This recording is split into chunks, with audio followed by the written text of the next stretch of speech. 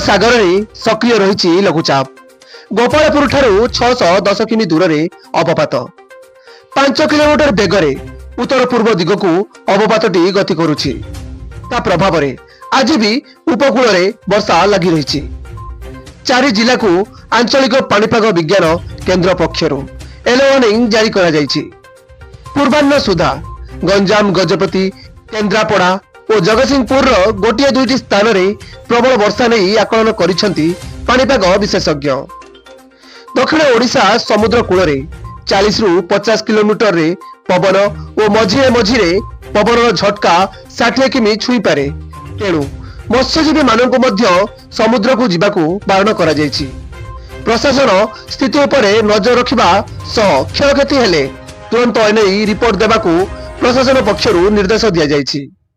आसंता कालीठू पागरे परिवर्तन हेबाकू थिबा बेले ठंडा बढ़िबो। रात्रि तापमात्रा 2 रु 4 डिग्री जाए ह्रास पाई पारे। लघुचाप प्रभाव में लगातार 2 दिन वर्षा हेबो। उपकूल ओडिशा समेत राज्य रे विभिन्न स्थान रे वर्षा होइथिबा खबर सामना को आसीछि। ब्यूरो रिपोर्ट 10 भुजा टीवी।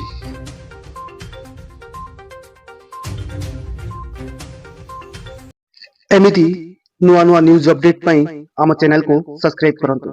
हाँ, लाइक शेयर करिया पाई जमा भूली बेनी। नमस्कार।